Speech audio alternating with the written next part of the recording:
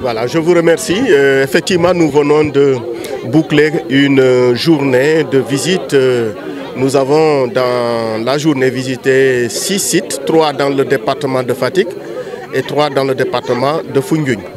Alors, il s'agit de réalisation effective du programme multinational de renforcement de la résilience à l'insécurité alimentaire et nutritionnelle au Sahel, donc sous le sigle P2RS.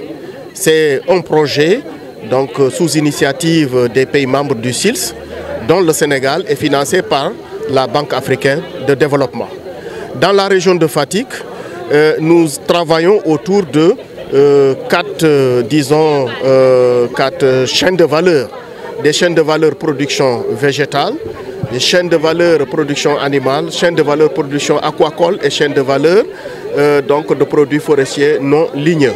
Ce que nous avons vu le matin, nous avons effectivement visité une station, une ferme aquacole, disons avec aussi une usine de fabrication d'aliments de poissons. Ça, c'est une activité extrêmement importante parce que dans notre approche, c'est, comme je l'ai dit, approche chaîne de valeur, nous attaquons les maillons, en tout cas considérés comme étant les plus faibles, en tout cas les plus importants dans une filière. Pour l'aquaculture, effectivement, la problématique de la transformation, de l'aliment du poisson est une problématique majeure. Donc nous avons à cet effet justement voulu, pour l'attaquer, réaliser en tout cas cette usine de fabrique de poissons. Mais au-delà de cela également, avec les fermes qui sont réalisées, il s'agit également aussi de développer l'aquaculture à un échelon le plus bas, c'est-à-dire vraiment même au niveau des petits producteurs, voir comment justement développer cette aquaculture donc à l'échelon le plus bas. Nous avons également visité, en tout cas au niveau de la région de Fatick, notamment en Yemou, une digue anti-sel. Vous savez que, comme certains en tout cas le pensent, que dans ces régions de Fatick, pratiquement la moitié des superficies, disons, est envahie par le sel. Nous avons visité une digue anti-sel d'une longueur de plus d'1 kilomètre qui a permis en tout cas de protéger au moins 300 hectares de terres agricoles contre la salinisation, ce qui est important et ce qui vient aussi s'ajouter à d'autres réalisations antérieures, d'autres projets comme le PAPIL et donc d'autres projets en fait et ONG. Nous avons également pu visiter une autre réalisation aussi importante, c'est une plateforme multifonctionnelle dans la commune de Mélakadio. Il s'agit là, à travers ces plateformes multifonctionnelles, de développer donc, disons, des activités tournées autour de la transformation, surtout des céréales, mais avec comme source d'énergie majeure le solaire. Ça, c'est important à notre avis et cette plateforme est complètement terminée. Et aujourd'hui, donc, les équipements donc, vont être bientôt fonctionnels et cela va permettre de créer aussi des emplois. Cela va permettre de transformer vraiment tous les produits qui sont obtenus donc, localement. Et après cette étape, je pense que nous avons vu une autre réalisation importante, c'est un magasin d'aliments de bétail. Ça, tout de suite, on pense donc à tout ce qui concerne les chaînes de valeur production animale. Vous l'avez entendu, les populations, les éleveurs ont dit que un des problèmes qu'ils rencontraient, en tout cas dans le département de Foundiougne, c'est celui d'infrastructures de stockage d'aliments de bétail. Ça, c'est un magasin de plus de 50 tonnes qui a été réalisé avec tous les équipements qui y vont, tous les équipements donc nécessaires. Alors, avant cela, nous avons visité une belle parcelle de riz.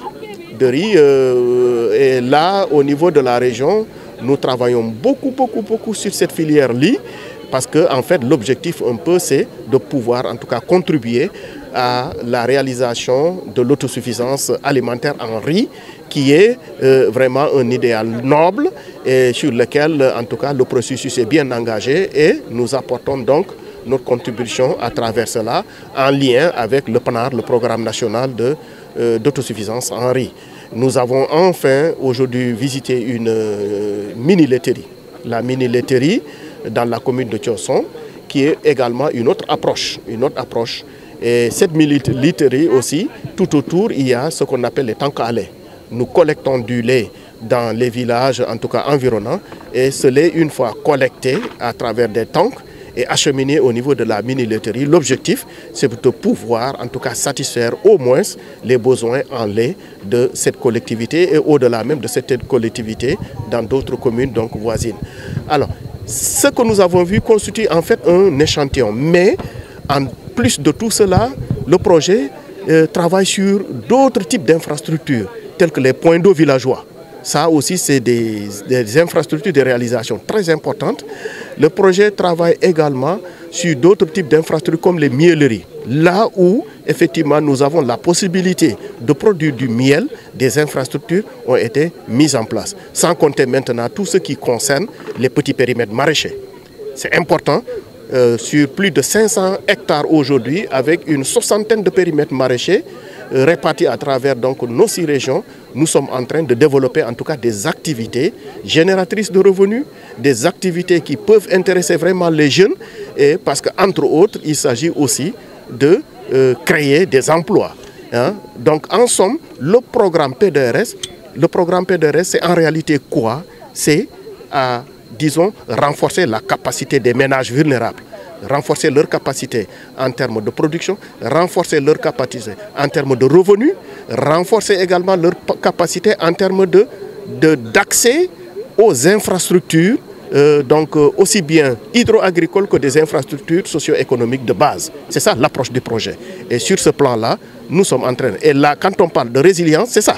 La résilience, c'est avoir la capacité de faire face au choc, de faire face aux effets néfastes dus au changement climatique. Et pour y faire face, il faut agir sur les infrastructures, il faut agir sur les moyens de production, il faut agir également sur, en tout cas, le renforcement de capacité. C'est extrêmement important.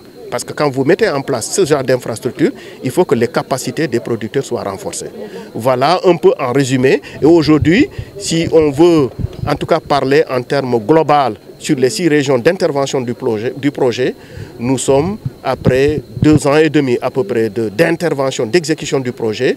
Nous avons dépassé en tout cas la moitié, au moins 60% d'ailleurs, de nos réalisations qui sont aujourd'hui effectives.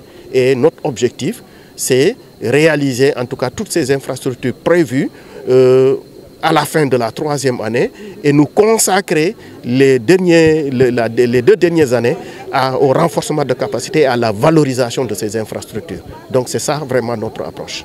Actualité sur Sen TV Sénégal. Politique, people, éducation, sport, culture, art. Pour plus de merveilles, abonnez-vous sur Sen TV Sénégal. Regardez Sen TV au Sénégal, les frères. Sen TV Sénégal.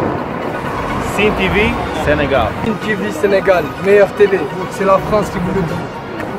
Salam alaikum bokk Sénégal wóoratul bañ a seetaan Sen TV man la Michel Berlo from Moscou mooy pass my dream Sen TV ñoo ngi seetaan Sen TV. Bonjour, je suis Zidane, chers téléspectateurs. Moi, particulièrement, je vous conseille de regarder Sen TV au Sénégal.